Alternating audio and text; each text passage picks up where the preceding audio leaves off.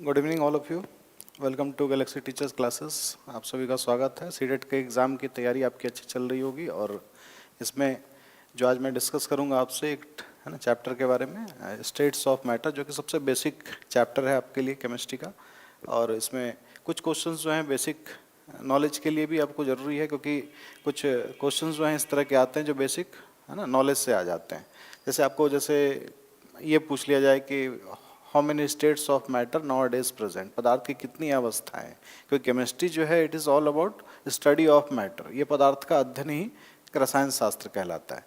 तो यहाँ हम लोग एक चैप्टर को यहाँ डिस्कस करने जा रहे हैं जो कि है स्टेट्स ऑफ मैटर, पदार्थ की अवस्थाएं।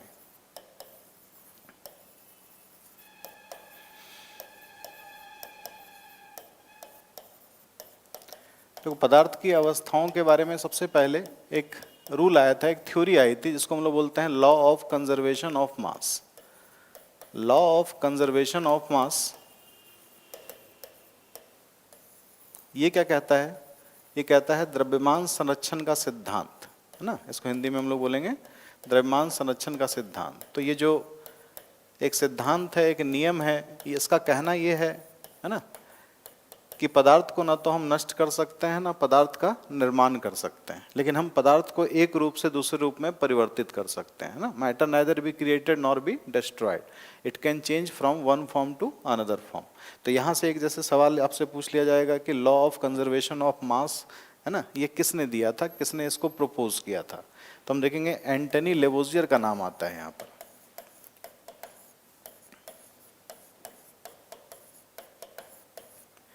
Antony Lavoisier.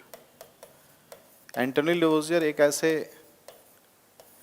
साइंटिस्ट थे जिन्होंने एक सिद्धांत दिया, द्रव्यमान संरक्षण का सिद्धांत, जो कि पदार्थ की है ना सही व्याख्या करता है।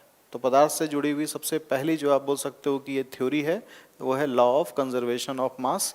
और इसीलिए हम देखते हैं कि पदार्थ की अवस्थाओं को रसायन शास्त्र कहा गया है और पदार्थ से संबंधित सबसे पहली जो सिद्धांत है वो एंटनी लेवोजियर ने दिया।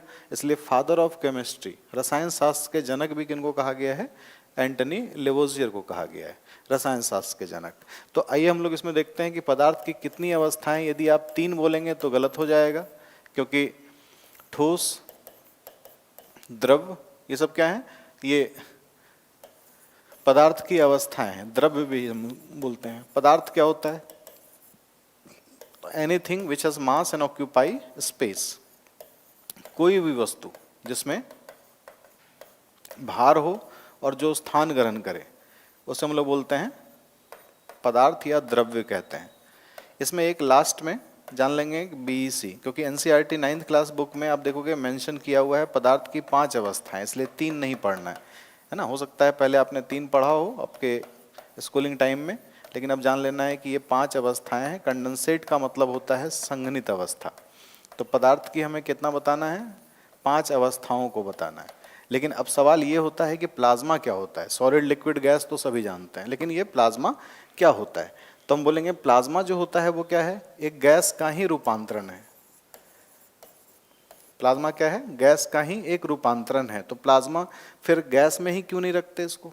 तो प्लाज्मा को ऐसे डिफाइन किया गया कि जब प्रकृति में बिजली गिरने की घटनाएं होती हैं, हाई टेम्परेचर यदि कहीं होता है, जैसे सोलर एटमॉस्फेयर में, सौर वातावरण में, और वहाँ पर विद्युत आवेशीय क्षेत्र भी बन जाता है, तो यदि किसी भी जगह पर इस प्रकार की प्राकृतिक घटनाएं होती हैं तो वातावरण में जो मौजूद गैसें होती हैं वो परिवर्तित होती हैं प्लाज्मा के रूप में। इसलिए हम लोग बोलते हैं सूर्य के चारों तरफ जो वहाँ हाइड्रोजन है वो प्लाज्मा के रूप में है। पृथ्वी में 85% जो गैसें हैं वो प्लाज्मा के रूप में हैं। तो यहाँ से हम लोग ये बोल सकते हैं कि प्लाज्मा क्या है। यहाँ से सवाल बनेगा कि 4th स्टेट ऑफ मैटर, पदार्थ की 4थी अवस्था, 4th स्टेट ऑफ मैटर, पदार्थ की ये 4थी अवस्था होती है। ठीक है। और प्लाज्मा को क्या लिखा गया है? आयोनाइज्ड गैस कह के इसको एक्सप्लेन किया गया है। एक आवेशित गैस के रूप में हम इसको जान लेंगे कि यह एक आवेशित गैस है। ठीक है, प्लाज्मा एक आवेशित गैस है। क्यों? क्योंकि इसका निर्माण ही होता है इस प्रकार के तापमान में जहाँ विद्युतीय क्षेत्र भी हो और जिस जगह पर क्या हो, आवेशित क्षेत्र भी हो, और जहाँ पर तापमान भी काफ़ी ज़्यादा हो। तो वैसी सामान्य गैसें जो उच्च तापमान और विद्युतीय क्षेत्र के संपर्क में आती हैं, इन गैसों का परिवर्तन जो होता है वो प्लाज्मा के रूप में होता है। जैसे हम बोलते हैं इस पृथ्वी पर, है ना, क्या है, गैस है, तो हम बोलते हैं कि ये पृथ्वी गैसों का एक गोला है, बॉल ऑफ गैसेस बोलते हैं। तो यहाँ पर भी आप देखोगे कि जो प्लाज्मा है वो पृथ्वी के 85% जो गैसें हैं वो प्लाज्मा के रूप में पाई जाती हैं। तो हम बोल सकते हैं पृथ्वी में भी गैस जो है वो प्लाज्मा के रूप में है। तो प्लाज्मा क्या है, एक प्रकार का आप बोल सकते हो पदार्थ की ये चौथी अवस्था है, और एक इसको हम लोग बोलते हैं आवेशित गैस है, इसलिए क्योंकि विद्युतीय क्षेत्र में बनने के कारण, है ना, आवेशित गैस इसे कहा गया। और ये पदार्थ की चौथी अवस्था है जिसका निर्माण हमेशा उच्च तापमान और विद्युतीय क्षेत्र में ही होता है। लेकिन अपने क्या निजी जीवन में प्लाज्मा का कहीं कोई उपयोग है?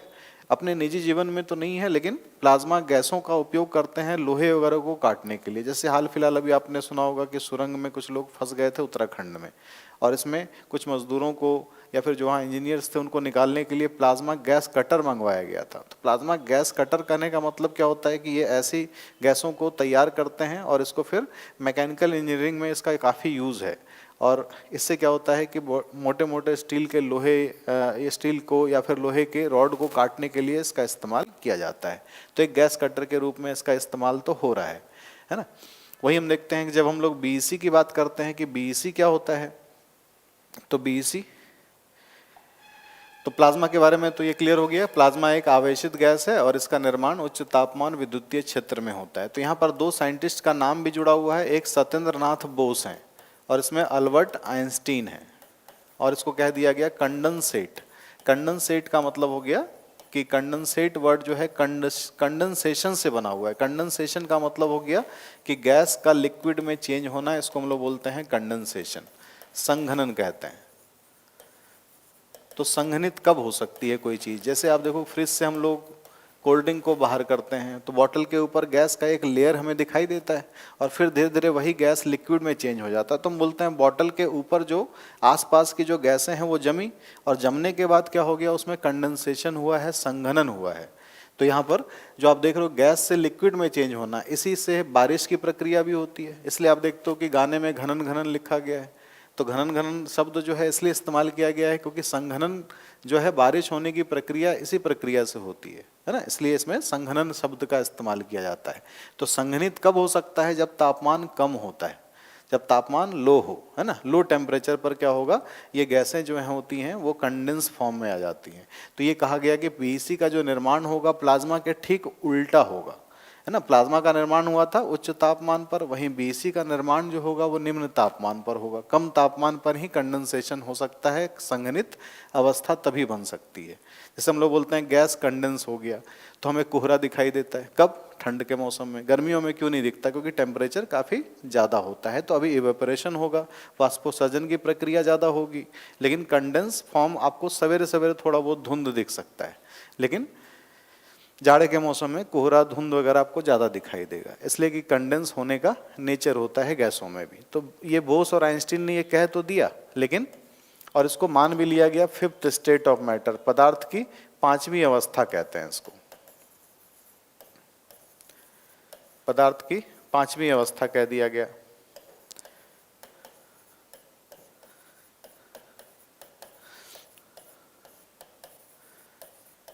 लेकिन वही हम बात करते हैं कि बीईसी की खोज किसने की?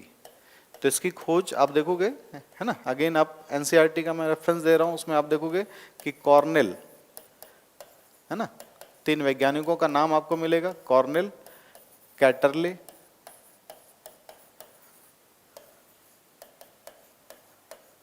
And women.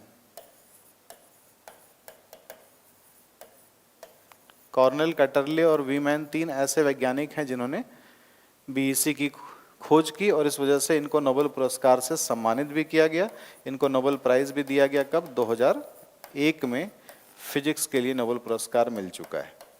तो इन्होंने ये कहा कि किसी गैस का 1,00,000वां भाग, है ना, मतलब 1/1,00,000 यदि हम करें तो 1,00,000वां भाग होता है। किसी गैस का 1,00,000वां भाग, एक तो पहले गैस हमें दिखता नहीं, ऊपर से उसका 1,00,000वां भाग, ये बीईसी का निर्माण करता है। और इन तीनों वैज्ञानिकों ने प्रूव किया, तभी तो ये मतलब मजाक तो है नहीं कि नोबेल पुरस्कार मिलेगा। तो इन्होंने इसको साबित किया, प्रूव इन्होंने किया, और थ्योरी जो थी वो बोस और आइंस्टीन की थी। तो इसलिए पदार्थ की पांचवी अवस्था का नाम तो यहाँ से हो गया, लेकिन साथ में हम क्या देखते हैं कि इसमें जो यहाँ से आप देखोगे जो खोज है वो कॉर्नेल कैटरले और वीमैन ने किया है ना। खोज जो है वो कॉर्नेल कैटरले और वीमैन ने किया है। तो पदार्थ की पांचवी अवस्था जो है वो क्या है, बीईसी को हम लोग पदार्थ की पांचवी अवस्था कहते हैं। ठीक है, तो ये आप इसको नोट डाउन कर लो।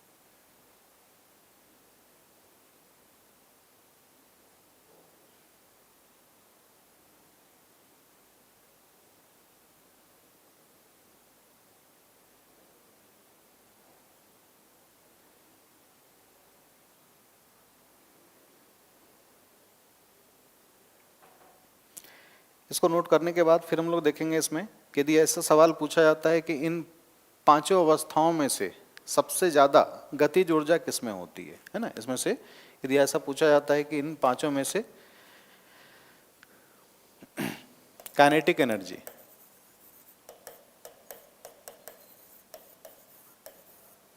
इसको हम लोग हाफ mv² से एक्सप्लेन कर देते हैं ना, एक इसका समीकरण निकलता है। तो गतिज ऊर्जा सबसे ज़्यादा किसमें, और आपको पता है कि ठोस जो होते हैं इसका एक निश्चित आकार होगा और निश्चित आयतन भी होगा। वहीं हम द्रव का देखते हैं तो कोई निश्चित आकार नहीं होगा लेकिन एक निश्चित आयतन होता है। वहीं हम गैस में देखते हैं तो ना तो कोई निश्चित आकार होता है ना तो कोई निश्चित आयतन होता है ना। तो यहाँ पर काइनेटिक एनर्जी जब पूछा जाए तो आप देखोगे कि ठोस के जो दो कण होते हैं वो काफ़ी नज़दीक होते हैं, तो मूवमेंट क्या होगा, कम से कम होगा। वहीं द्रव में हम देखते हैं तो दो कणों के बीच की दूरी ज़्यादा होगी। गैसों में क्या होगा कि दो कणों के बीच की दूरी और ज़्यादा हो जाएगी। और प्लाज्मा बना था किस पर, हाई टेम्परेचर पर। हाई टेम्परेचर पर आप किसी गैस को रखो तो गैसों में क्या होगा, डिफ्यूज़न रेट बढ़ जाता है, वो फैलना शुरू हो जाता है। जैसे हम लोग यदि किचन में खाना बनाते हैं तो उसका जो है ना गैस होता है वो आप देख तो दूर दूर तक फैलता है। वही हम डिओड्रेंट इस्तेमाल करते हैं तो वो ठंडा होता है, और वो जो है कॉम्प्रेस्ड फॉर्म में होता है, वो आस पास में ज़्यादा से ज़्यादा एक कमरे से दूसरे कमरे तक ही जा पाता है। लेकिन वहीं कोई किचन में खाना बना रहा हो तो आसपास है ना, एक दो आप समझ लो घर में आगे आसपास पड़ोसी के घर तक उसकी आप देखो तो खुशबू आती है। क्यों, क्योंकि वहाँ पर क्या हो रहा है कि जैसे ही गैस गर्म होगा तो और फैलेगा। तो दो कणों के बीच की दूरी और ज़्यादा किस में होगी, प्लाज्मा में हो जाएगी। तो हम बोलेंगे प्लाज्मा के जो कण हैं वो ज़्यादा तेज गति से मूवमेंट करेंगे, तेज गति से उसमें क्या होगा, मूवमेंट होगा। तो इसलिए काइनेटिक एनर्जी के केस में देखा जाए, गतिज ऊर्जा के केस में देखा जाए तो हम बोलेंगे कि जो गतिज ऊर्जा है ये सबसे ज़्यादा किस में हो जाएगी, जिसमें मूवमेंट सबसे ज़्यादा होगा, किसमें, प्लाज्मा में होगा। और इसके बाद गैस में होगा, देन लिक्विड में और सॉलिड में होगा। हाँ, एक और सवाल इसमें ये ध्यान रखना है कि जो पदार्थ के कणों में गति होती है, इस गति को हम लोग ब्राउनियन गति के नाम से जानते हैं। क्या बोलते हैं इसको, ब्राउनियन गति, क्योंकि रॉबर्ट ब्राउन ने ये बताया था। तो रॉबर्ट ब्राउन ने क्या बताया था कि जो पदार्थ के कण होते हैं वो मोशन करते हैं जिगजैग डायरेक्शन में। जिगजैग डायरेक्शन का मतलब ये होता है टेढ़े मेढ़े दिशा से क्या कर रहे हैं, ये गति कर रहे हैं। तो टेढ़े मेढ़े दिशा से गति करने के कारण इसका नाम क्या रख दिया गया, जिगजैग मोशन कहा गया। बाद में यही नाम जो है वो चेंज करके कर दिया गया, इसको ब्राउनियन गति, ब्राउनियन मोशन कर दिया गया। तो हम लोग बोलेंगे प्लाज्मा में क्या होता है, सबसे है ना तेजी से इसमें गति होगी, इसलिए गतिज ऊर्जा सबसे ज्यादा किसकी होगी, प्लाज्मा की होगी। ठीक है, तो इसको आप नोट डाउन कर सकते हैं।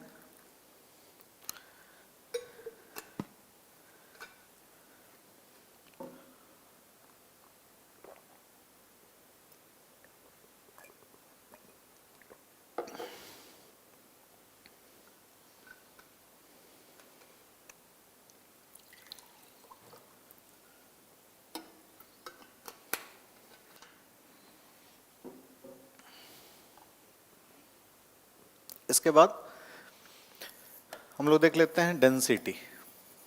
पदार्थ के कणों में जो गति होती है उसको हम लोग क्या बोलते हैं, ब्राउनियन गति कह देते हैं। डेंसिटी घनत्व भी निकालना आप देखोगे सीटेट के एग्जाम में आ जाता है। तो घनत्व निकालने के लिए आपको फॉर्मूला पहले पता होना चाहिए, क्या होता है, द्रव्यमान बटा आयतन। तो आप देखेंगे कहाँ पर मास दिया हुआ है और कहाँ वॉल्यूम दिया हुआ है, तो मास अपॉन वॉल्यूम कर देना है। तो मास अपॉन वॉल्यूम ही डेंसिटी कहलाता है। या फिर हम बोल सकते हैं कि किसी भी अवस्था में क्या होगा, दो कणों के बीच की दूरी जितनी कम होगी उसका घनत्व तो उतना ज़्यादा होगा, उतना उतना ज़्यादा वो सघन होगा। तो सघन उसी से बन गया घनत्व, है ना, उसी शब्द से ये बना हुआ है कि जितना घना होगा उतना घनत्व होगा। मतलब क्या है कि दो कणों के बीच की दूरी सबसे ज़्यादा किस में है, सॉलिड में है, देन लिक्विड में है। लेकिन ये हर जगह पर अप्लाई नहीं होगा, इस बात को भी ध्यान रखना है। एक एक्सेप्शनल केस बताता हूँ मैं आपको। एक्सेप्शनल केस ये है कि जैसे आइस है वो तो सॉलिड है, लेकिन हम ऐसा लिख देंगे तो ये क्या हो जाएगा, एक गलत स्टेटमेंट हो जाएगा, है ना। ये गलत स्टेटमेंट क्यों हो जाएगा, क्योंकि आप देखोगे कि क्या होगा, जब हम लोग ऐसा लिखेंगे तब ये सही स्टेटमेंट होगा, है ना।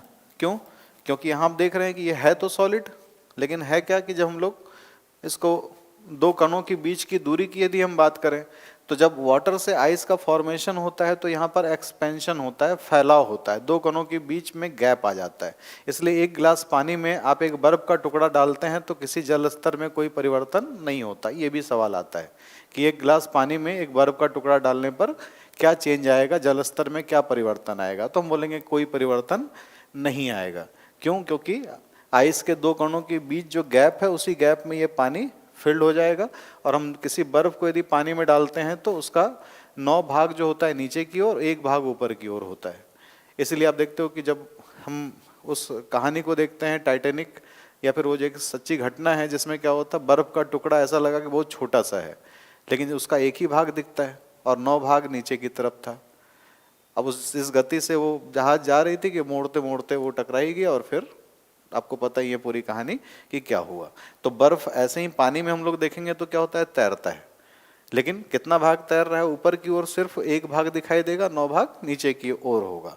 तो यहाँ पर हम लोग बोल सकते हैं कि बर्फ पानी में तैरता है, और तैरने के कारण हम लोग बोल सकते हैं आइस की जो डेंसिटी होगी वो क्या होगी, वाटर से कम होगी। तो ये वाला स्टेटमेंट सही होगा। यदि ये स्टेटमेंट दे दिया गया तो गलत होगा। कई बार असर्शन रीजन में इस तरह के क्वेश्चंस आ जाते हैं कि असर्शन में दे दिया कि density of ice is lower than water, और रीजन में दे दिया, है ना, कि the particles the intermolecular distance of ice is lesser than water. तो ये दोनों स्टेटमेंट गलत हो जाएंगे, है ना, असर्शन भी गलत और रीजन भी गलत, है ना। तो यहाँ पर हमें हमेशा ये देखना है कि जब ये लिखा हुआ हो कि जल का घनत्व तो बर्फ से ज़्यादा होता है। अब होता क्या है कि जो जल का घनत्व तो है ना, ये तो ठीक है, लेकिन मरकरी का घनत्व तो क्या होता है, तो ये तो एक लिक्विड है, तो दो लिक्विड के बीच भी हम कंपेयर कर सकते हैं कि ये हमेशा क्या होगा कि मरकरी का जो घनत्व होगा वो क्या होगा, जल से हमेशा ज़्यादा ही रहेगा। मतलब एक गिलास पानी में यदि मरकरी की एक बूंद भी डालें तो वो क्या होगा, एकदम नीचे की ओर तल में पहुँच जाएगा, है ना, नीचे की ओर पहुँचेगा। तो यहाँ पर हम ये देख रहे हैं कि जो पारा का घनत्व है वो भी क्या होता है, जल से ज़्यादा होता है। ठीक है, चलिए अब इसमें हम लोग ये देख सकते हैं कि सबसे ज़्यादा घनत्व किसका होता है, किस धातु का घनत्व सबसे ज़्यादा होता है। तो हम बोलेंगे ऑस्मियम। ऑस्मियम जो है वो सबसे भारी धातु है और इसका घनत्व भी क्या होता है, सबसे ज़्यादा होता है ना। ऑस्मियम का घनत्व भी सबसे ज़्यादा होता है और ये सबसे भारी धातु है। ठीक है, तो एक सवाल यहाँ से बन गया। लिथियम का लेकिन क्या होता है, इसका घनत्व भी कम होता है। इन धातुओं में से यदि देखा जाए तो कम, सबसे कम धातु, सबसे कम घनत्व इसलिए नहीं पूछा जाता क्योंकि बहुत ऐसे धातु हैं जो पानी में भी तैर सकते हैं, तो इसलिए सबसे कम बहुत धातुओं का होता है। लेकिन हम बोल सकते हैं सबसे हल्की धातु कौन सी होती है, लिथियम होती है ना। यहीं से एक सवाल पूछ लिया जाए कि सबसे हल्की जो है अधातु कौन सी है या सबसे हल्की गैस कौन सी है, तो आप बोलेंगे हाइड्रोजन सबसे हल्की गैस है। तो हीलियम जिनको पता है वो गलत पता है, क्योंकि हीलियम जो है वो हल्की तो है लेकिन क्या है कि वो हवा से हल्की है। हाइड्रोजन और हीलियम दोनों हवा से हल्के हैं, मतलब गुब्बारों में यदि हीलियम भी भरा जाएगा तो भी ये ऊपर की ओर जाएगा और गुब्बारों में यदि हाइड्रोजन भरा जाएगा तो भी ये क्या होगा, ऊपर की ओर ही जाएगा, है ना, ये ऊपर की ओर ही जाएगा, क्योंकि ये दोनों हवा से हल्की होती हैं। लेकिन कंपैरिजन देखें तो हम हाइड्रोजन को बोलेंगे सबसे हल्की गैस और हीलियम को बोलेंगे सबसे हल्की अक्रिय गैस। जब इनर्ट वर्ड लग गया क्वेश्चन में तो इसका आंसर हो जाएगा हीलियम। लेकिन वही हम देखते हैं कि यदि ये पूछा गया कि सबसे हल्की गैस कौन सी है, तो हाइड्रोजन ऑप्शन को चूज करना है। ठीक है, चलिए आगे बढ़ते हैं हम इसमें। तो एक सवाल इस तरह का आ जाता है कि यदि जल का तापमान 10 डिग्री सेल्सियस से -4 डिग्री सेल्सियस की तरफ घट रहा हो तो जल के घनत्व में या आयतन में क्या परिवर्तन आएगा। यदि जल का तापमान 10 डिग्री सेल्सियस से -2 डिग्री सेल्सियस की तरफ घट रहा हो तो जल के घनत्व एवं आयतन में क्या परिवर्तन आएगा, है ना। What will happen if temperature of water move from 10 degree Celsius to -4 degree Celsius, है ना। What will happen with volume and density of water। Temperature आपको बता दिया गया। अब यहाँ पर आपको क्या है, एक कॉन्सेप्ट आपको डेवलप कर लेना है। बाकी पूरा इस तरह का जो क्वेश्चन होगा इसी कॉन्सेप्ट पर बनेगा। ये इस क्वेश्चन का कॉन्सेप्ट हो गया। जैसे हम किसी क्वेश्चन को बनाने के लिए फॉर्मूला अप्लाई करते हैं तो उसी तरह से आप समझ सकते हो कि ये क्या है, एक फॉर्मूला की तरफ आप इसको अप्लाई कर देंगे, है ना।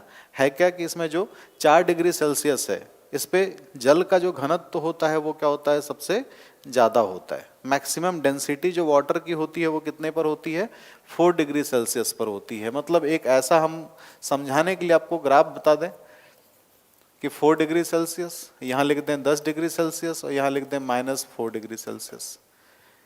तो इससे क्या होगा, आपको एक आइडिया पता चल रहा है कि सबसे ऊंचाई तो यहीं दिख रही है मैक्सिमम, क्योंकि लिखा गया जल का घनत्व तो सर्वाधिक 4 डिग्री सेल्सियस पर होता है। ये यूनिवर्सल ट्रूथ है और प्रूव्ड है।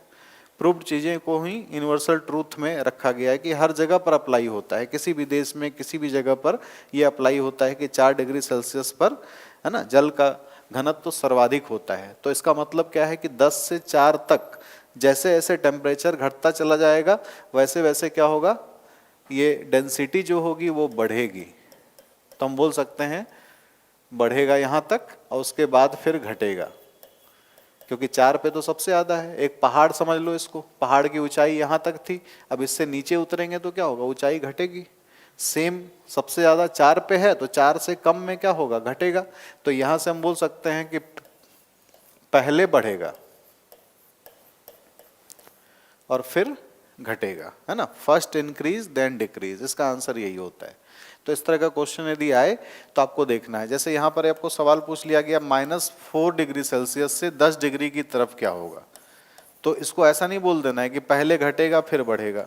ऐसा बोल दिया आपने तो फिर तो गलत हो जाएगा, क्योंकि 4 पे ही मैक्सिमम होता है। अब मान लो कोई आदमी को मन हुआ कि इधर से पहाड़ चढ़ने का, तो इधर से भी जाएंगे तो इसको पहाड़ यदि हम समझते हैं तो ये मैक्सिमम पॉइंट तो यही रह गया।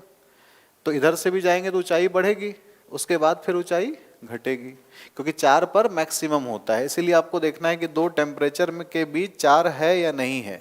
तो इसमें भी क्या होगा, पहले बढ़ेगा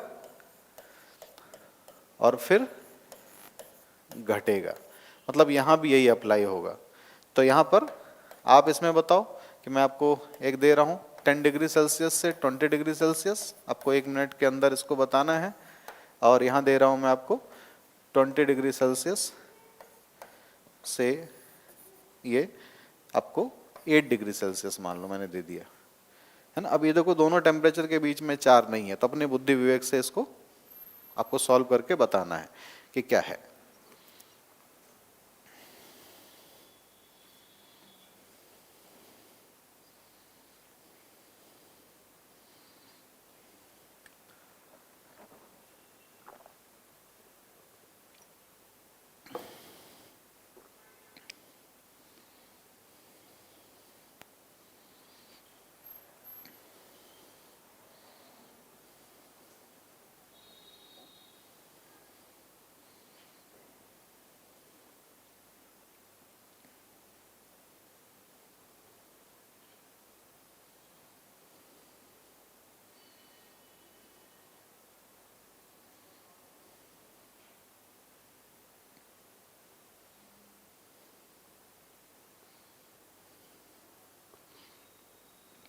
तो इसमें आपने देखा कि इसमें 10 से 20 तक क्या है, कहीं भी 4 नहीं है, लेकिन एक कॉन्सेप्ट तो आपको पता है कि 4 से दूर जाते हैं। 4 से ये टेम्परेचर क्या हो रहा है, दूर जा रहा है। 4 किधर आ सकता है, इधर आ सकता है। इसमें 4 कहाँ आ सकता है, इधर आ सकता है, लेकिन 4 क्वेश्चन में तो नहीं है ना। तो यहाँ हम बोल सकते हैं 10 से 20 की तरफ क्या होगा, ओनली वर्ड लगाएंगे, सिर्फ घटेगा, क्योंकि 4 से दूर जा रहे हैं। 4 की तरफ जाने पर क्या होता था, बढ़ता था। 4 की तरफ जाने पर क्या होता था, बढ़ता था। तो यहाँ पर इसका मतलब क्या है, 4 की तरफ जाएंगे तो सिर्फ बढ़ेगा। यदि आपने ये है ना आंसर किया तो बिल्कुल सही है। लेकिन इस टेम्परेचर में एक और मैंने सवाल पूछा था, आयतन में क्या फर्क पड़ेगा, आयतन का क्या होगा, वॉल्यूम का क्या होगा। तो एक पूरा बॉटल यदि आप पानी भरकर उसको पूरे तक ढक्कन तक उसको भर देते हैं और उसको रख देते हो आप फ्रिज में, डीप फ्रीजर में मान लो रख दिया आपने, तो डीप फ्रीजर में रखने के बाद आप क्या देखते हो, इसमें आप यही देखते हो कि जो है ना बॉटल होता है वो फट जाता है। फटने का कारण क्या है, बॉटल क्यों फट गया, है ना। या हम देखते हैं कोल्ड ड्रिंक की कंपनियां जो होती हैं वो थोड़ा सा खाली रखती हैं बॉटल को, उसका कारण क्या है, बॉटल खाली इसलिए रखती है क्योंकि क्या होगा कि जब जल से बर्फ का निर्माण होगा 0 डिग्री सेल्सियस पर, और वो क्या होगा, फैलता है। मैंने आपको पहले ही बताया था, 2 कणों के बीच की दूरी बर्फ में क्या होती है, मुकाबले है ना जल के मुकाबले क्या होती है, ज़्यादा होती है। तो इसीलिए कोल्ड ड्रिंक कंपनियां क्या होती है, थोड़ी सी जगह खाली छोड़ देती हैं, है ना। इसलिए क्योंकि जब मान लो कोल्ड ड्रिंक यदि डीप फ्रीजर में किसी ने भूल से डाल भी दिया तो उसका नुकसान ना हो, नहीं तो बॉटल फटेगा और वो आइस बनने के बाद बॉटल फट जाएगा। और ऐसा नॉर्मल पानी के साथ भी आप देखते हो होता है कि जब हम पूरा पानी भरकर बॉटल में और उसको छोड़ देते हैं है ना फ्रिज के अंदर, तो क्या होता है, एक्सपेंशन होने के कारण क्या होता है, फट जाता है। तो इसका मतलब क्या होगा कि आयतन जो होगा वो बढ़ेगा, है ना, आयतन यहाँ पर क्या हो जाएगा, बढ़ेगा। तो जब भी इस प्रकार का कोई भी सवाल हो उसमें आपको यही लॉजिक अप्लाई करना है, हमेशा यही लॉजिक अप्लाई करना है। जैसे कि एक सवाल इसमें आ गया तो ये आप कमेंट करके बताओ कि इसमें जो है 100 डिग्री सेल्सियस से 0 डिग्री सेल्सियस पर क्या फर्क पड़ेगा, है ना। तो मैं आपके कमेंट का है ना वेट कर रहा हूँ, किसमें 10 से 0 डिग्री सेल्सियस पर क्या आएगा चेंज, इसमें बताना है आपको।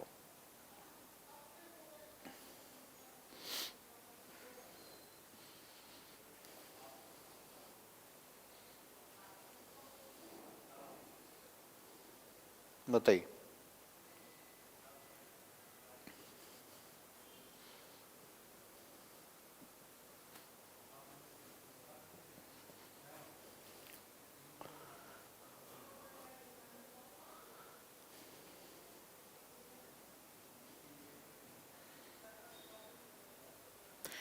तो इस केस में क्या होगा, आप देख रहे हो कि इसमें भी 4 डिग्री सेल्सियस है ना।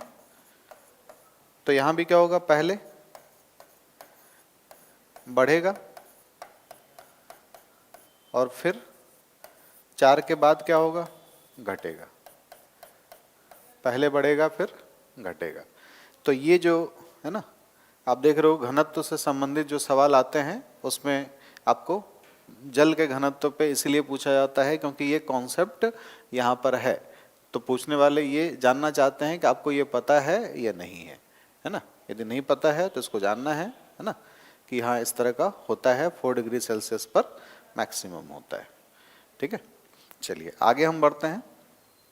तो फिर हम देखते हैं कि जैसे यहाँ पर पदार्थ की अवस्थाओं में मैंने आपको बता ही दिया कि जो ठोस के कण होते हैं वो काफ़ी नज़दीक होते हैं। तो किसी भी ठोस का एक निश्चित आकार होगा और निश्चित आयतन होगा, है ना। वहीं द्रव का क्या होगा, जो आकार है वो अनिश्चित रहेगा क्योंकि जिस बर्तन में भी रखेंगे उसमें उसका आकार वो ले लेगा। ठीक है, और जैसे हम देखते हैं कि जो दूसरे जो भी आपको गैसेस हैं तो गैसेस का कोई निश्चित आकार भी नहीं है, निश्चित आयतन भी नहीं है। प्लाज्मा का भी वैसा ही है और बीईसी भी एक प्रकार की गैस है। लेकिन law of conservation of mass, द्रव्यमान संरक्षण का सिद्धांत कहता क्या है कि पदार्थ की अवस्थाओं का परिवर्तन एक रूप से दूसरे रूप में होता है ना। पदार्थ की अवस्थाएं एक रूप से दूसरे रूप में परिवर्तित होती हैं। तो एक रूप से दूसरे रूप में जब परिवर्तित होती हैं तो इसमें अलग अलग प्रक्रियाएं भी होती हैं। तो इन अलग अलग प्रक्रियाओं को हम लोग यहाँ पर जानने की कोशिश करेंगे कि यदि मान लो कोई ठोस से द्रव में परिवर्तित हो रहा है, द्रव से कोई ठोस में परिवर्तित हो रहा है, ठोस से डायरेक्ट गैस का निर्माण हो रहा है, तो इस प्रकार की है ना प्रक्रियाओं में हम देखेंगे कि ये कौन सी इस तरह की प्रक्रियाएं हैं जिसमें ठोस द्रव में परिवर्तित हो रहा है या फिर द्रव से ठोस का निर्माण हो रहा है, तो इन प्रक्रियाओं को क्या कहते हैं। यहाँ तक कोई डाउट आपको नहीं होना चाहिए, और होगा तो आप पूछ सकते हैं। तो एक आएगा change of states of matter.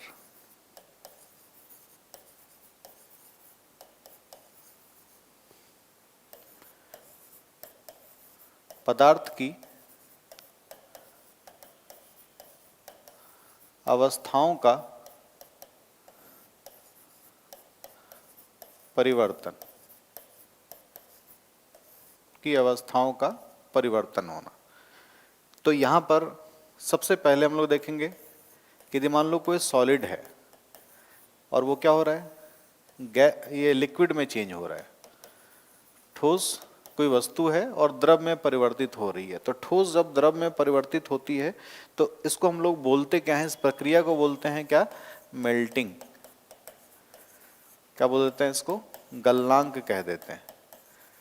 जैसे हम लोग बोलते हैं आइस मेल्ट होता है, तो जब भी मेल्टिंग वर्ड आएगा तो इसका मतलब वो किसी न किसी धातु से ही संबंधित है या किसी न किसी ठोस से संबंधित है ना। जब भी कभी मेल्टिंग वर्ड आ जाए है ना, किसी न किसी वो ठोस से सॉलिड से ही रिलेटेड होगा, ठीक है। तो इसलिए हम लोग मेल्टिंग वर्ड जब भी यूज करेंगे तो इसका मतलब कंफर्म हो जाएगा कि सॉलिड क्या हो गया है, लिक्विड में चेंज हुआ है। तो यहाँ पर एक सवाल जैसे आएगा कि जो आइस है उसकी मेल्टिंग कब शुरू होगी।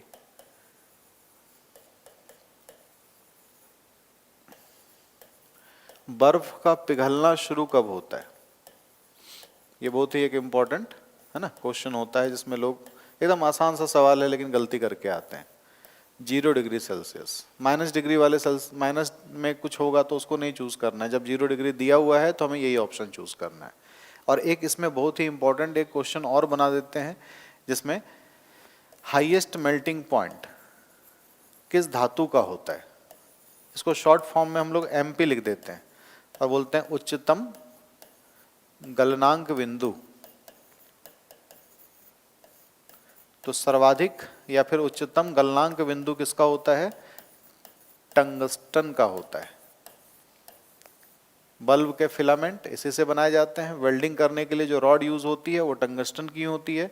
कितना होता है, 3300 डिग्री सेल्सियस, या किसी किसी किताब में आप देखोगे तो कोई 3335 लिख दे रहा है, कोई 3370 लिख दे रहा है, लेकिन एक एवरेज रेंज यदि हम देखें तो 3200 से 3400 के बीच भी आपको किसी किसी बुक में मिल जाएगा ये, है ना। वो एक रेंज लिख देते हैं, मतलब एग्जैक्ट तो है ना पॉसिबल नहीं होता। कई बार होता है कि उसमें कुछ मिलावट हो, थोड़ा और समय ले सकता है ना।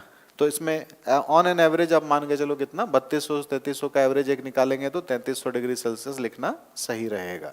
तो टेम्परेचर भी आपको ऐसा ही देखना है जो टंगस्टन से जुड़ा हुआ पूछा जाए कि सबसे, या टंगस्टन का गलनांक बिंदु कितना होता है, क्योंकि ये पूछ सकते हैं। वैसे तो सभी धातु हैं, तो इतने धातुओं का जो है आपसे 90-92 धातुओं का नहीं पूछा जाता है अब, लेकिन टंगस्टन का इसलिए पूछ लिया जाता है क्योंकि इसका मेल्टिंग पॉइंट सबसे ज़्यादा होता है। लो के केस में भी हम देखेंगे तो बहुत धातुओं का होता है, इसलिए सबसे लो किसका होता है ये भी नहीं पूछा जाएगा आपसे। लेकिन ये पूछा जाता है कि बर्फ का पिघलना शुरू कब हो जाएगा, तो ये हम बोलेंगे 0 डिग्री सेल्सियस पर ऐसा होता है।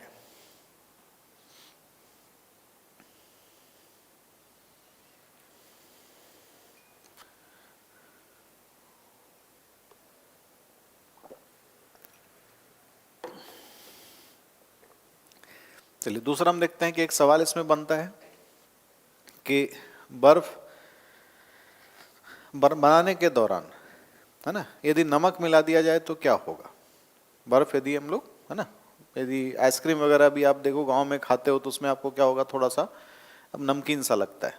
कारण उसका क्या है, तो इसका कारण ये होता है कि जब हम लोग आइस का निर्माण करते हैं उसमें पहले से ही नमक यदि डला हुआ हो तो उसका बेनिफिट ये होता है कि ये है ना बर्फ जो है वो क्या होता है, देर से पिघलता है। तो देर से पिघलने के लिए मतलब क्या है कि यदि बर्फ बनाने के दौरान यदि नमक मिला दिया जाए तो उसका मेल्टिंग पॉइंट इंक्रीज हो जाएगा, है ना। एक बहुत ही एक लॉजिकल सा क्वेश्चन हो गया कि if salt is added in making of ice then, है ना, मेल्टिंग पॉइंट इंक्रीजेस, है ना। तो क्या होगा कि जो बर्फ का जो गलनांक बिंदु होगा वो बढ़ेगा। क्यों? क्योंकि इसमें आपने नमक मिक्स कर दिया और इसका मेल्टिंग पॉइंट जो होगा, नमक यदि मिक्स है तो क्या होगा, नमक को पिघलने के लिए भी ज़्यादा समय चाहिए, तो क्या होगा, उसमें ज़्यादा मतलब टेम्परेचर की आवश्यकता होगी। तो नमक मिक्स कर देने के कारण वो प्योर वाटर नहीं रहा, और बाकी चीज़ें भी तो उसमें मिक्स है ही, लेकिन वो वैसा प्योर वाटर से नहीं बन रहा है, तो उसमें सिर्फ नमक ऐड करने से एक बेनिफिट हो जाता है। इसलिए आप देखते हो कि जो गांव वगैरह में हम लोग आइसक्रीम खाते हैं वो हल्का सा नमकीन सा होता है। दूसरा हम देखते हैं इसमें कि लिक्विड से सॉलिड में यदि चेंज होगा तब इसको हम लोग क्या बोलेंगे, फ्रीजिंग कह देंगे। फ्रीज हो गया, हिमांक बिंदु कहेंगे इसको। जैसे एक सवाल बनता है कि जल का जमना शुरू कब होता है, तो जल का जमना शुरू होता है कब, 0 डिग्री सेल्सियस पर, है ना। मतलब वाटर स्टार्ट फ्रीजिंग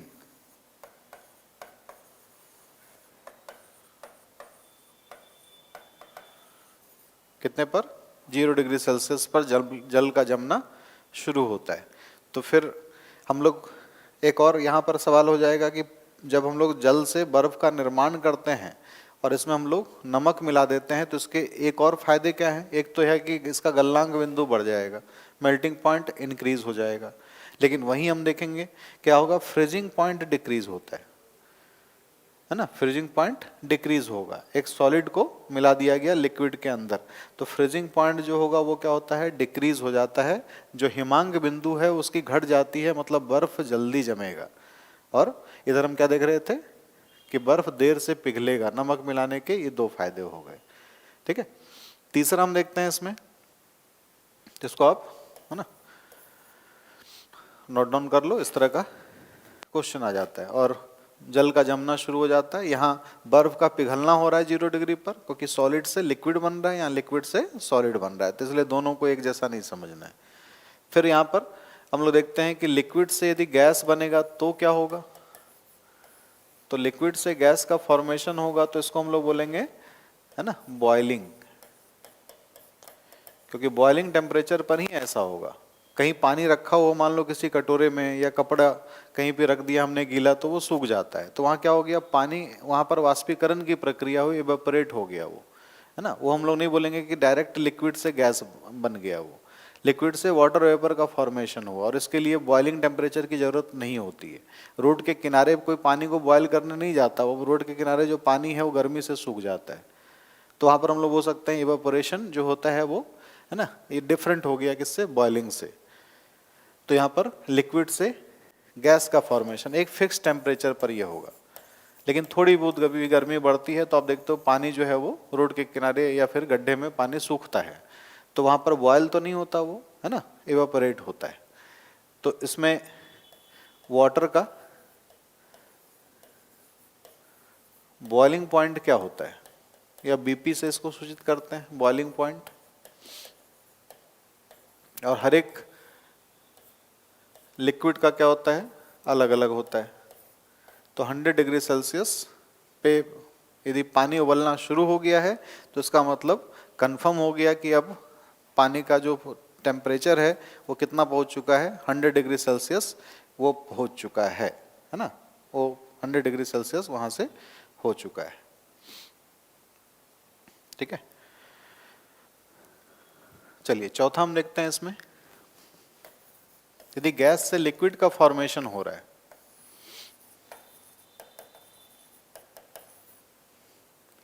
तो गैस से लिक्विड का फॉर्मेशन होगा तो इसको हम लोग बोलेंगे कंडेंसेशन। क्या कह देंगे इसको, संघनन की प्रक्रिया कहेंगे। ठीक है, कंडेंसेशन हो रहा है, गैस से लिक्विड में चेंज होना। तो जो बादल है वो गैस के फॉर्म में है और यहाँ से क्या हो गया, बारिश होनी शुरू हो गई। तो बादल से बारिश का परिवर्तन मतलब यही हो गया, गैस से लिक्विड में चेंज होना, परिवर्तित हो जाना। तो गैस से लिक्विड में चेंज होना, इसको हम लोग बोलते हैं कंडेंसेशन। ठीक है, चलिए नेक्स्ट हम देखते हैं इसमें। तो ये आपको ये ध्यान में रखना है कि इसमें सॉलिड से लिक्विड हुआ तो मेल्टिंग, फिर हम देखते हैं लिक्विड से सॉलिड हुआ तो फ्रीजिंग, लिक्विड से गैस का फॉर्मेशन हुआ, बॉइलिंग कहेंगे, और गैस से लिक्विड का फॉर्मेशन हुआ तो इसको हम लोग कंडेंसेशन कह देंगे। तो कंडेंसेशन जो होता है वो लो टेम्परेचर पर ही होता है। और फिफ्थ नंबर हम लोग देखेंगे, ये ज़्यादा इंटरेस्टिंग है और ज़्यादा इम्पॉर्टेंट है, क्योंकि सॉलिड से गैस का फॉर्मेशन होता है तो इसको हम लोग बोलते हैं सब्लिमेशन, ऊर्ध्वपातन। ऊर्ध्वपातन की प्रक्रिया क्या होता है इसमें कि जो सॉलिड है वो डायरेक्ट गैस में चेंज होता है। जैसे इसके कई सारे एग्जाम्पल्स हैं, वो भी मैं आपको बताऊंगा। जैसे एक प्रैक्टिकल नॉलेज आपको पता है कि जब हम लोग फिनाइल की गोली को कहीं भी वॉशरूम में रख देते हैं, कपड़े में रख देते हैं कि उसमें बदबू ना हो, कीड़े ना लगे, इसके लिए क्या होता है कि उसमें फिनाइल की गोली को हम लोग रखते हैं, इसलिए कपड़े गीले भी नहीं होते, और इससे क्या होगा कि इससे जो कीड़े मकोड़े हैं उससे दूर रहेंगे, क्योंकि इसमें जो बदबू होती है, कीड़े मकोड़े ये समझ जाते हैं कि वो एक जहरीली चीज़ है। क्योंकि किसी भी कीड़े मकोड़े के सर पर आप देखोगे एक एंटीना सा होता है, इस तरह का एक एंटीना होता है ना, एक इस तरह का एंटीना होगा।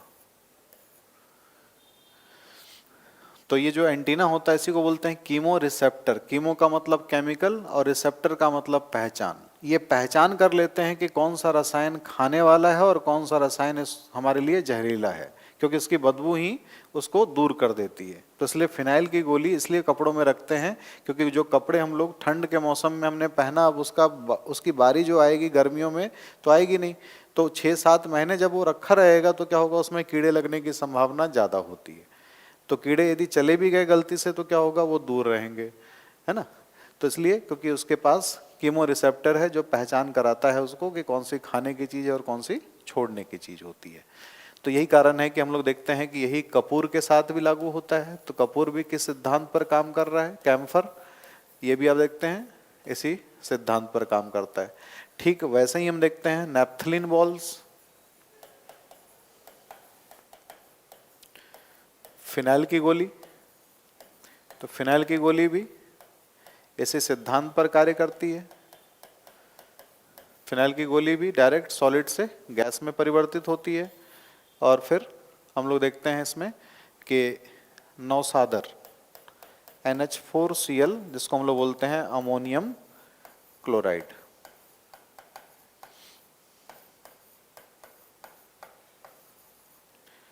नौसादर के नाम से भी इसको जानते हैं।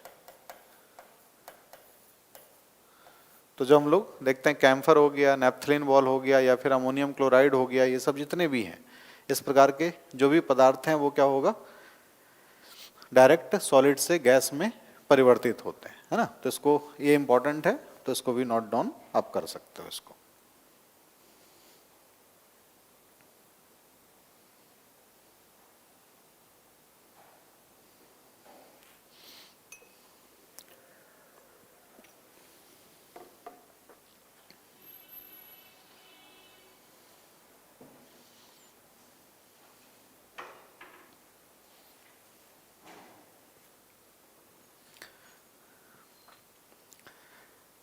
इसी में एक एग्जाम्पल हम लोग और देख सकते हैं, ड्राई आइस का एग्जाम्पल देख सकते हैं ना। एक और एग्जाम्पल आप लिख सकते हो इसमें, ड्राई आइस। इसको हम लोग शुष्क या ठोस बर्फ कहते हैं, शुष्क या ठोस बर्फ इसको कहते हैं हम लोग। तो ये सॉलिड फॉर्म में है और यहाँ से क्या होगा, है ना, डायरेक्ट ड्राई CO2 में कन्वर्ट हो जाएगा, क्योंकि ये बनाया ही जाता है कार्बन डाइऑक्साइड से, शुष्क CO2, जिसमें कार्बन डाइऑक्साइड की मात्रा जो होती है वो 100% होती है, इसलिए इसको ड्राई आइस या ड्राई CO2 नाम दिया गया है। क्या है इसमें, 100% CO2 है, लेकिन इसमें वाटर 0% है। तो आपको ये नहीं, है ना, ये दिमाग से निकाल देना है कि हर एक आइस जो है वाटर से ही बनता है। एक ऐसा आइस जो कार्बन डाइऑक्साइड को ही ठंडा करके बनाया जाता है, इसलिए मेडिकल स्टोर्स में जो आपको पैकेट दिए जाते हैं वो आइस के पैकेट्स जो होते हैं वो आपको कैसे होते हैं, वो आइस के पैकेट्स जो होते हैं वो कार्बन डाइऑक्साइड से तैयार होते हैं। वो आइस के पैकेट्स, उसमें क्या होगा, मॉइस्चर नहीं आएगा, एक अच्छी बेनिफिट ये होती है। और कार्बन डाइऑक्साइड उसके अंदर भरा होता है, तो जैसे ही उसको आप कमरे में रखोगे तो आप देखोगे पैकेट जो है एकदम पिलपिला सा हो गया, एकदम सॉफ्ट हो गया। वो ऐसा लगेगा कि इधर एक तरफ से प्रेस करोगे दूसरी तरफ मूव हो गया। तो वो क्या होता है कि वही कार्बन डाइऑक्साइड गैस को एक पैकेट के अंदर भर दिया गया है, और उसी को फिर जब ठंडा किया गया माइनस, है ना, टेम्परेचर पर, तो क्या होगा कि -40 -60 टेम्परेचर पर जब इसको रख देते हैं तो पैकेट जो है उसमें हार्डनेस आ जाती है, और फिर दवाइयों को कैरी करने के लिए बक्से वगैरह जो होते हैं उसमें इसको रख दिया जाता है। क्योंकि वाटर वाला रहेगा तो क्या होगा, बहुत तेज़ी से वो पिघलेगा, लेकिन ड्राई CO2 जो है वो बहुत तेज़ी से नहीं पिघलता है। तो इसलिए हम लोग बोल सकते हैं कि ये भी सॉलिड के फॉर्म में आया और डायरेक्ट क्या हो गया, इससे गैस का फॉर्मेशन हुआ। तो यहाँ भी एक एग्जाम्पल यहाँ पर सेट हो गया कि यहाँ पर भी सब्लिमेशन हुआ। तो सब्लिमेशन के ये 4 एग्जाम्पल आपको हमेशा याद रखना है। और भी केमिकल है जो फिनाइल वगैरह कंपाउंड से बने होते हैं, फिनॉल वगैरह से बने होते हैं, है ना, तो उसमें भी होगा यही, है ना। अब पेट्रोल वगैरह है तो उसको हम ये नहीं कहेंगे सब्लिमेशन हो गया कि पेट्रोल हम कहीं भी रखते हैं तो इवापोरेट हो जाता है वो, है ना, क्योंकि पेट्रोल को हम खुले में रख देंगे तो उसमें हाईली वोलाटाइल होता है वो। तो ऐसा नहीं कि उसमें तुरंत जो है उसमें क्या होगा कि वो धीरे धीरे जिस जगह पर रखा होगा पेट्रोल, वो आप देखोगे वो धीरे से, है ना, उड़ना, जिसको हम लोग बोलते हैं कि उसमें गायब हो जाना है, वाष्पीकृत हो जाना, ये पेट्रोल में ये होता है। इसलिए आप देखते हो जो पार्ट्स वगैरह को साफ करने के लिए ज़्यादातर क्या होता है, पेट्रोल का, है ना, यूज़ काफ़ी करते हैं। एक घड़ियों को साफ करने के लिए, घड़ियाँ गीली भी नहीं रहेंगी और थोड़ी देर के बाद वो पेट्रोल जो होगा वो वहाँ से रिमूव हो जाएगा, अपने आप निकल जाएगा वहाँ से, है ना। तो एक बेनिफिट इसका ये हो जाता है। फिर यहाँ से हम देखते हैं कि यदि गैस से सॉलिड में फॉर्मेशन हुआ तो क्या, गैस से सॉलिड का फॉर्मेशन हो रहा है, तो गैस से सॉलिड का जो फॉर्मेशन होगा इसमें हम देखेंगे कि यहाँ हमने देखा था कि सॉलिड से गैस का फॉर्मेशन हुआ, यहाँ पर गैस से सॉलिड का फॉर्मेशन होगा। तो इसको हम लोग बोलते हैं डिपोजिशन, निक्षेपण की प्रक्रिया। निक्षेपण की प्रक्रिया में होता क्या है, जैसे मान लो कि कहीं पर चूना के खदान होते हैं तो वहीं पर क्या होता है, चूना पत्थर निकलने की संभावना होती है, मार्बल का निर्माण वहाँ पर होता है। एक एग्जाम्पल लेते हैं, जैसे हम लोग अपने घर में चूने वगैरह का लेप करते हैं तो आप देखते हो दीपावली के समय वो कपड़ों में लग जाता है, कहीं किसी ने गलती से हाथ रख दिया तो हाथ में लग जाता है। लेकिन वही होली, जब 6 महीने के बाद होली होती है तो उस समय यदि आप देखोगे तो उसी दीवार पर आपको वो पाउडर नहीं दिखेगा। अब क्या होगा, उस दीवार पर आपको पपड़ी दिखाई देगी, है ना, उसमें आपको लगेगा एक परत बन गई है। तो ये परत क्यों बनी, क्योंकि आपने क्या किया, चूना का लेप किया आपने बस, है ना, और उसमें क्या हो गया, जो वातावरण में मौजूद कार्बन डाइऑक्साइड है वो गैस के रूप में है, ये तो आपका चूना हो गया, है ना, कली चूना इसको हम लोग बोलते हैं। तो ये इसका लेप किया आपने और वातावरण का जो कार्बन डाइऑक्साइड है वो इसके साथ क्या हो गया, जुड़ गया। अब जुड़ने के बाद क्या हो गया, ये बना दिया CaCO3, है ना, और CaCO3 क्या होता है, मार्बल बोलते हैं या चूना पत्थर इसको हम लोग बोलते हैं, ये ठोस रूप में आ गया। तो गैस से क्या हो गया, ये सॉलिड के फॉर्म में चेंज हुआ। इसका एक ठीक दूसरा एग्जांपल भी आप देख सकते हो कि मैग्नीशियम ऑक्साइड है और यहाँ CO2 जुड़ गया तो क्या हो गया, मैग्नीशियम कार्बोनेट बन जाएगा, है ना, कैल्शियम कार्बोनेट की तरह। ये भी आप देखोगे यहाँ पर भी जो गैस था वो अब सॉलिड के फॉर्म में होगा, गैस, है ना, सॉलिड के रूप में चेंज हो गया। तो गैस कभी भी सॉलिड के फॉर्म में यदि चेंज होता है तो इसको हम लोग डिपोजिशन कहेंगे, निक्षेपण कहेंगे। तो पदार्थ की अवस्थाएं, जो कि law of conservation of mass यही कहता है कि पदार्थ को ना तो हम नष्ट कर सकते हैं ना पदार्थ का निर्माण कर सकते हैं, जो एंटनी लेवोजर ने दिया था, है ना, द्रव्यमान संरक्षण का सिद्धांत। Law of conservation of mass के अकॉर्डिंग आप देख रहे हो कि जो पदार्थ की अवस्थाएं हैं एक रूप से दूसरे रूप में हम इसको परिवर्तित कर सकते हैं, लेकिन हम लोग ना तो इसका निर्माण कर सकते हैं ना इसका विनाश मतलब नष्ट कर सकते हैं। तो ये जो चैप्टर है इसमें आपको यही बेसिक्स जो है कुछ जानना है। बाकी और भी जो नेक्स्ट क्लासेस में मैं आऊँगा तो उसमें आपको metal, non metal, classification of matter, है ना, किस तरीके से हम लोग किसी मिक्सचर को अलग करने के लिए कौन सी प्रक्रियाएं करते हैं, ये सब आपको पूरी जो है डिटेल में, है ना, आगे धीरे धीरे जैसे जैसे क्लासेस होंगी उसमें आपको करते रहेंगे। तो आप कोशिश करो प्रीवियस ईयर क्वेश्चंस वगैरह भी ज़्यादा ज़्यादा बनाते रहो, क्योंकि बहुत सारे जब ऑनलाइन एग्जाम जब होते हैं और, है ना, बहुत सालों से जो एग्ज़ाम चल रहा है तो उसमें क्वेश्चंस जो हैं वो आपको क्या होगा, बहुत ज़्यादा वेरिएशन नहीं मिलेंगे। उसमें कहीं ना कहीं किसी न किसी ऑप्शन को पिछले साल के ऑप्शन से ही कुछ क्वेश्चंस बने हुए मिलेंगे। तो इसलिए 10 साल के प्रीवियस ईयर क्वेश्चंस को आप हमेशा कोशिश करो कि उसको आप देख लो, अच्छे से पढ़ लो, है ना, उसके ऑप्शंस पे भी ध्यान दो। तो उसमें आपको ये क्वेश्चंस जो हैं आपको बनना शुरू हो जाएगा, कि इसमें फिर कोई दिक्कत नहीं होगी। और बहुत हार्ड एग्जाम होता भी नहीं है इसमें। आपको 10 तक का जो अपना कॉन्सेप्ट है वो बस अच्छा डेवलप रखना है, उसके बाद आपको कुछ वो एक्स्ट्रा पढ़ने की कोई आवश्यकता ज़रूरत नहीं है। ठीक है, तो फिर नेक्स्ट क्लास में मैं आपको दूसरे टॉपिक के साथ मिलूंगा। चलिए, बहुत बहुत धन्यवाद आपके जुड़े रहने का। All the best, thank you.